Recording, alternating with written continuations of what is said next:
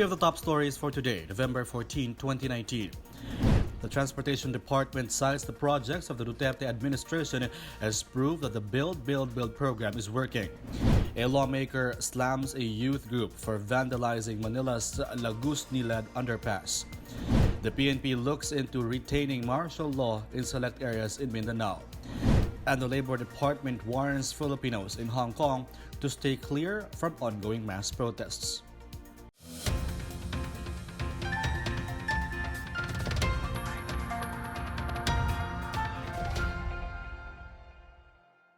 Good day, I'm William Theo. Welcome to the PNA Newsroom. The Department of Transportation on Wednesday rejected Senate Minority Leader Franklin Drilon's claim that the Build, Build, Build program was a failure, citing numerous completed and ongoing infrastructure projects of the Duterte administration. According to DOTr Assistant Secretary for Communications and Commuter Affairs, Goddess Hope Libiran, the list presented by the National Economic and Development Authority, which include 75 flagship projects, were submitted back at the beginning of President Rodrigo Duterte's term and does not reflect the evolving needs of the country. She said the BBB project was beyond those initial 75 projects and that the department has already completed numerous projects with more ongoing. For airports, Libiran said 64 projects have been completed by the DOTr and its partners, with another 133 projects ongoing. The completed airport projects include the new passenger terminal building of the Puerto Princesa International Airport, completed on May 2017. World's friendliest resort airport, Mactan Cebu International Airport, inaugurated on June 2018. The country's first Eco Airport, Bohol Panglao International Airport, inaugurated on November 2018, among many others. For maritime ports, she said, the DOTr has completed 243 port projects nationwide in partnership with the Philippine Ports Authority and other stakeholders. For land terminals, she cited the completion of the country's first land port, the Parañaque Integrated Terminal Exchange, with 2 more terminals in the pipeline, the Taguig City Integrated Terminal Exchange and the North Integrated Terminal Exchange. Libiran said there are also numerous ongoing rail projects, with 6 under construction, 1 rehabilitation project, and another 8 in the pipeline. The ongoing projects include the Metro Manila Subway, which broke ground on February 2018, the MRT-7, which was 49.22% complete as of October, MRT-3 rehabilitation, which began in May 2019, and the common station for the MRT-3, MRT-7, LRT-1, and the Metro Manila Subway to be completed in 2021, among others. Meanwhile, the Basis Conversion and Development Authority, or BCDA, on Wednesday said that around 38 of the 100 flagship infrastructure projects are targeted to be completed by the end of President Rodrigo Duterte's term in 2022. BCDA President and CEO Vivencio Dizon said 22 out of 100 key infrastructure projects were partially operational or substantially completed, while the remaining 40% would be completed beyond 2020. Let's watch this. The NLEX Harbor Link Segment 10. This is the elevated highway connecting NLEX all the way to R10. Nung previous administration, walang nangyari dito. Hindi to gumalaw. No? Nagsimula lang to early on during the term of President Duterte, and now it is completed. Governor Miranda Bridge in Davao del Norte, completed, inaugurated by President Duterte in May of 2017. Next slide. Laguna Lake Highway. If you talk to the people in Taguig and Rizal and Laguna, this was a project that practically did not move in previous administrations. But Secretary Villar, with the help of the local government units, the provinces of Rizal and Laguna, completed this project in April of 2019. Pigalo Bridge, no? This is in Isabela, no? Also completed already. TPLEX Puso-Rubio. Again, I just wanna already say this. TPLEX was started way back in previous administrations. But under this administration, we completed the Posorubio exit. Now we are building the Rosario, and then we're going to extend that all the way to San Fernando, La Union, Bohol Panglao International Airport. This was started, I think, GMA time pa ito. It was started, and in late 2018, it was inaugurated. The Cagayan de Oro Passenger Terminal, completed by DOTr in just last July of 2019. No? Completed na yan. Started during the Duterte administration, completed already now. Next. The Cavite Gateway Terminal, also completed under a PPP scheme, no, through the assistance of DOTr, and I think this is a project with ICTSI. The CNS ATM system. This was a project that dates back, I think, to the time of President GMA.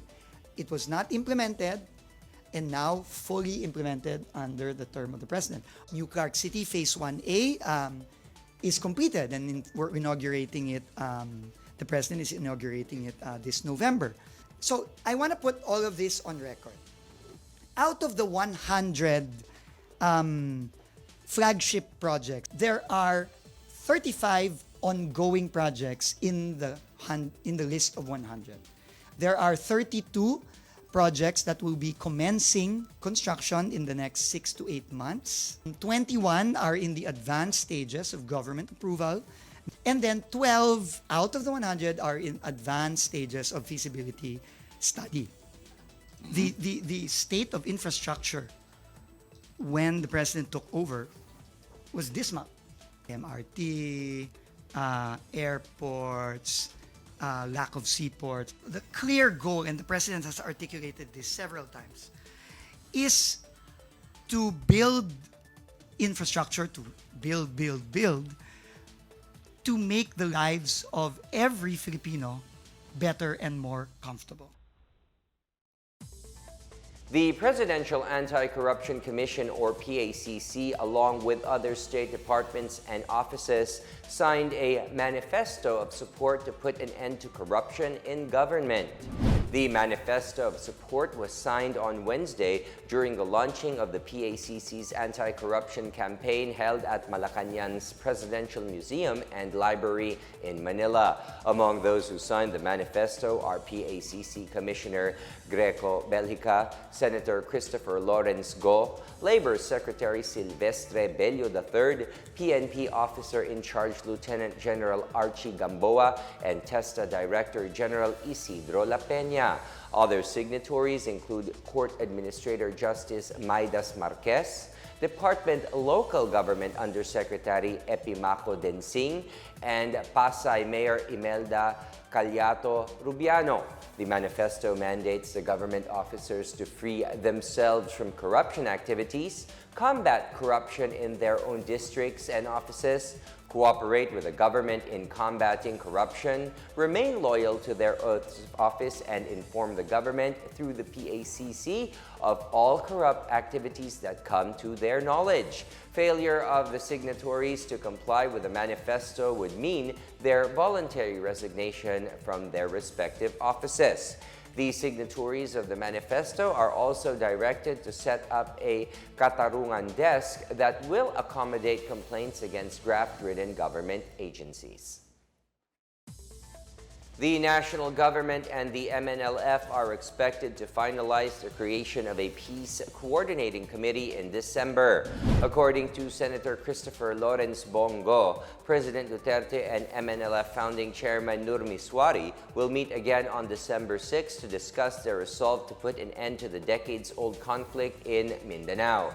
Duterte, during his August 23 meeting with Miswari, was the first one to express desire for the immediate creation of the peace panel between the national government and MNLF. In 1996, the MNLF forged a peace pact with the national government that saw the creation of the now-defunct autonomous region in Muslim Mindanao, where Miswari ruled as a governor. The ARMM, however, was replaced by the Bangsamoro Autonomous Region in Muslim Mindanao following the ratification of the Bangsamoro Organic Law. The MNLF, under the leadership of Miswari, has been questioning the supposed inequitable distributions of positions at the Bangsamoro Transition Authority, an interim governing body of the BARMM. In March, Duterte said he was in a hurry to strike a deal with Miswari in an effort to end the Moro rebellion and achieve peace in Mindanao.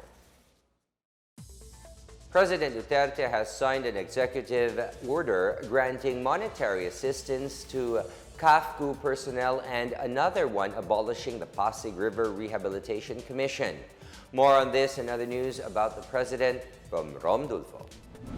President Duterte on November 8 signed Executive Order Number 94 granting a 2,000 peso monthly monetary assistance to CAFGU personnel. The said financial assistance is given to each qualified member of CAFGU Active Auxiliary Unit effective July 1 this year. Meanwhile, President Duterte, through Executive Order Number 93, has abolished the Pasig River Rehabilitation Commission. EO 93 directs the transfer of PRRC's functions, including all necessary and incidental powers, to the Manila Bay Task Force, the DENR, and the Department of Human Settlements and Urban Development, the MMDA, and the DPWH. Moreover, President Duterte will be back at Malacanang Palace due to his very busy schedule next week. Senator Bongo said that despite the doctor's advice to take a rest, the 74-year-old president is too hardworking and workaholic that he could not resist from doing his job.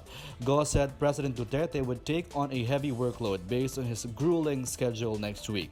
On Friday, the president is also scheduled to meet farmers in North Cotabato to listen to their grievances. For the PNA Newsroom, I'm Rom Dulfo. Still to come, a lawmaker slams a youth group for vandalizing Manila's Lagusnilad underpass. The PNP looks into retaining martial law in select areas in Mindanao. More on these when the PNA Newsroom continues.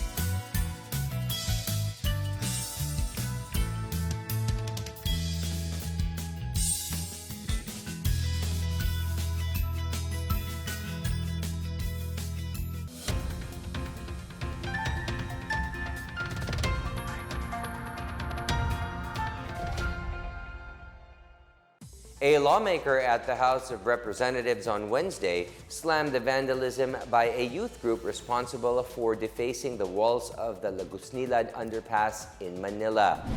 ACT CIS Representative Nina Taduran said vandalism is still a crime and perpetrators deserve to be punished regardless of the reason of the group Panday Sining, the cultural arm of Anak Bayan. Taduran argued that while she supports freedom of expression and free discourse regarding critical issues, these actions should be carried out within the bounds of the law. The lawmaker suggested that the group could just perform either through singing, dancing, or poetry to express their cause and attract attention. The group made a public apology for the inconvenience, saying the purpose of their protest art is not to spite the citizens of Manila, but to sound the alarm of the public against injustice.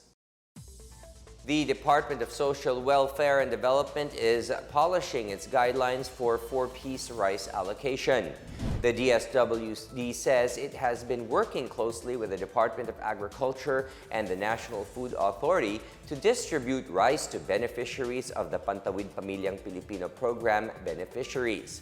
DSWD Undersecretary Camilo Gudmalin, chairman of the Technical Working Group on Rice Subsidy, said that the distribution of actual rice to four-piece beneficiaries is one way to help farmers cope with the present drop in rice prices. DSWD clarified that only the 600 peso subsidy will be converted into rice once the joint resolution has been approved. The educational grant of 300 and 500 pesos for elementary and high school students, as well as the health grant of 500 pesos, will remain to be given in cash. The Department of Agriculture plans to implement stricter sanitary and phytosanitary measures of the issuance of import clearance to address the huge entry of imported rice and curb poor quality rice imports. Agriculture Secretary William Dar said the government will be strict and will elevate measures before issuing the phytosanitary measures on the issuance of import clearance. In January to October this year, the country's rice imports ballooned to 2.99 million metric tons, which was 150% higher in the previous 10 years. The DA chief further said the seemingly abnormal shoot-up of rice imports reflects the total imports in the country for the year even before the implementation of the rice tariffication law. Meanwhile, Finance Secretary Carlos Dominguez said rice tariffication should be viewed as an opportunity to revolutionize the agriculture sector and help farmers become more competitive in the global economy.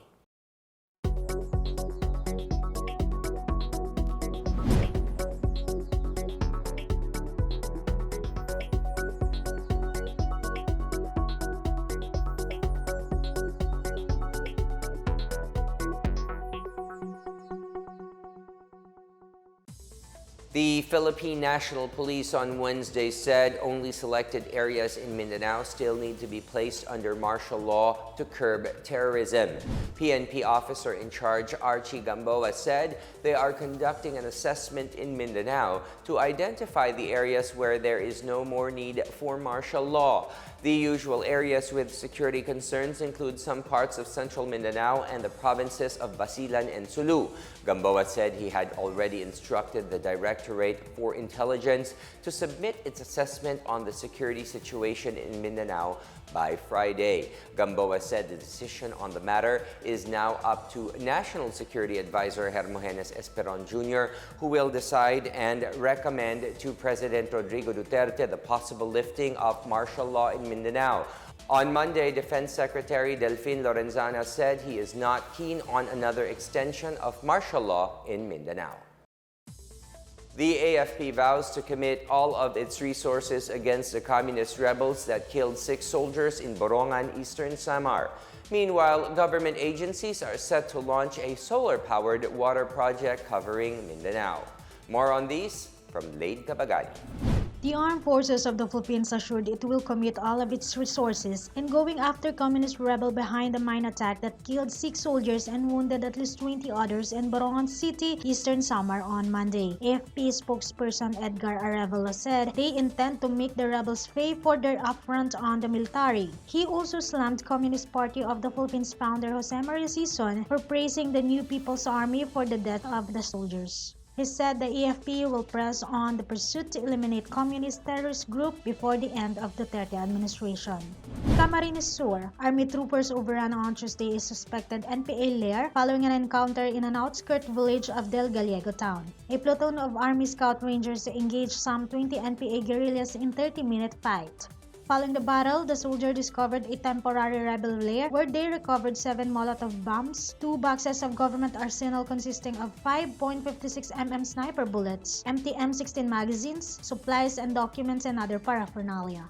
Meanwhile, various government agencies led by the Mindanao Development Authority will launch the Mindanao Water Supply and Irrigation Systems Project on December 6. The project aims to provide sources of safe drinking water for off-grid villages in Mindanao and Palawan and give farmers access to irrigation water. The solar-powered irrigation system, a brainchild of MINDA Secretary Manny Piñol, has been proven to increase farmers' productivity. The governors and mayors from Mindanao and Palawan are expected to witness the said launching. For the PNA Newsroom, I'm Laid Kabagani.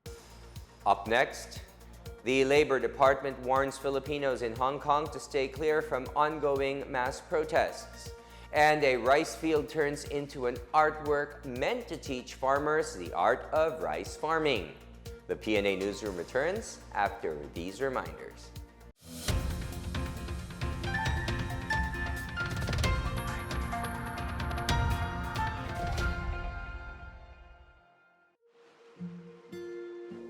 This fun won't last unless we help out. It may be intimidating, but it's not impossible, and it all begins with a little respect. Plant more kindness into every day. Connect meaningfully to more things that matter. Uncover more of what the country has to offer by putting away what we no longer need. Strengthen our ties to the past and pave the way to an even more fun future. It all begins with a single step. It all begins with us. Together, we can make these views last. Save our spots, so it's more fun forever.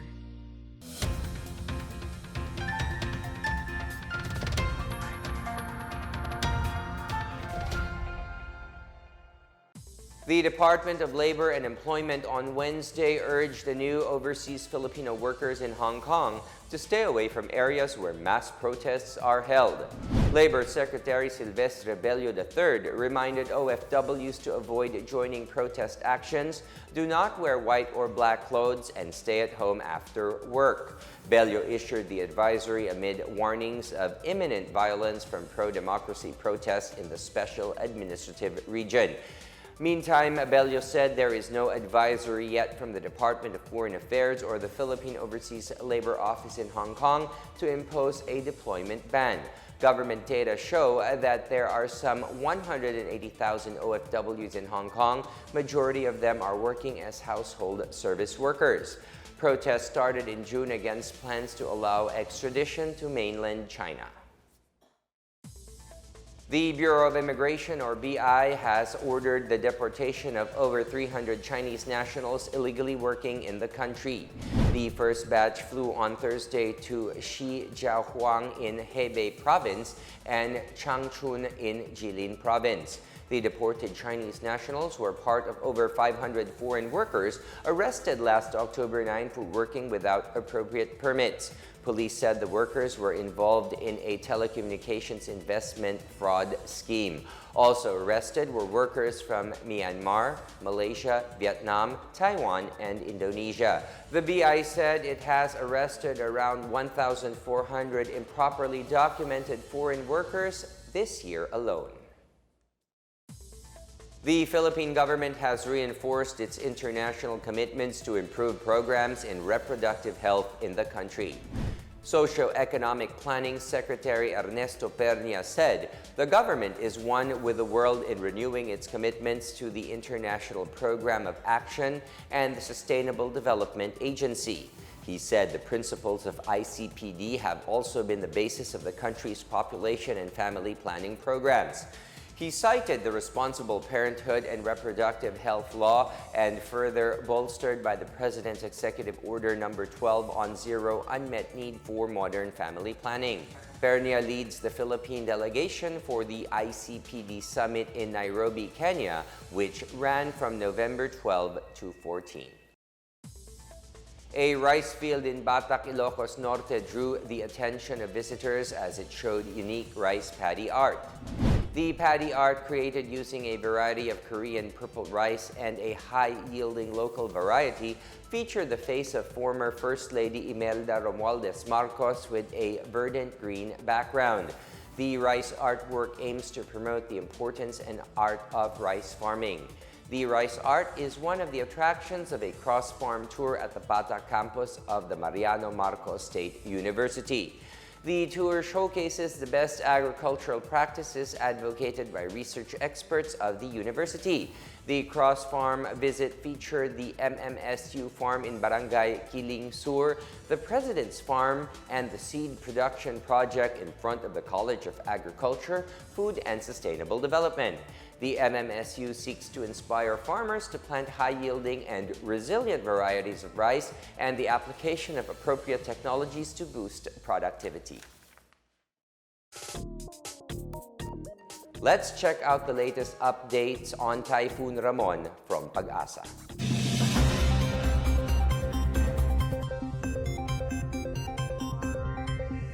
Magandang hapon. Dahil pong ating update sa bagyong Ramon.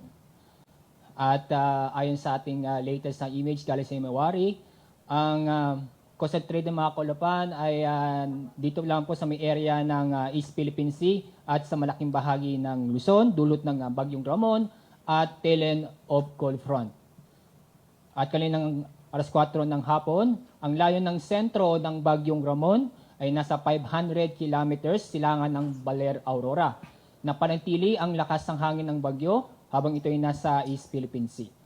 Nasa 65 km per hour, ito yung lakas ng hangin malapit sa gitna ng bagyo. Samantalang pagbugso ng hangin ay umaabot sa 80 km per hour.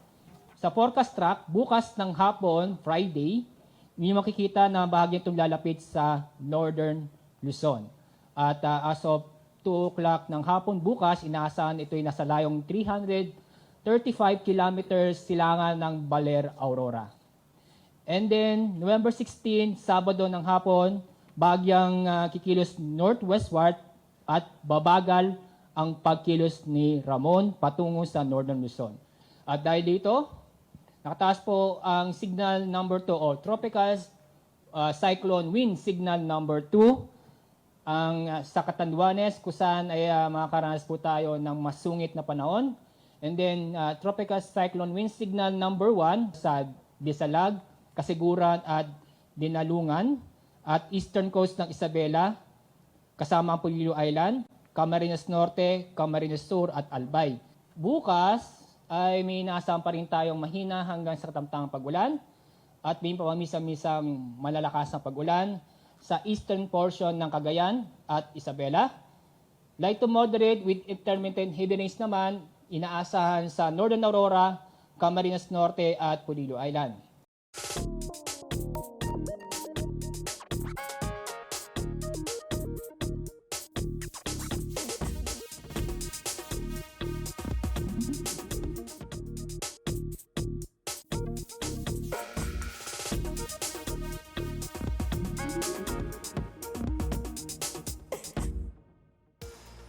Here's another look at today's biggest stories.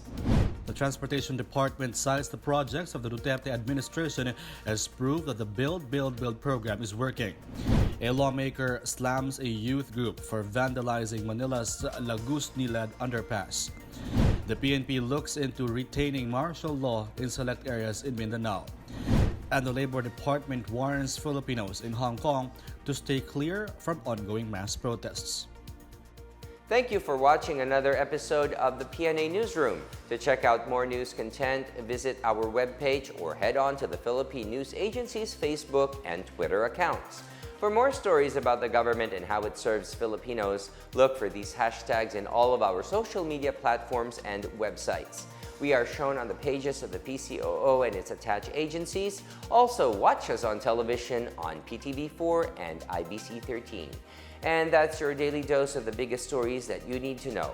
From the PNA Newsroom, I am William Theo. Good day.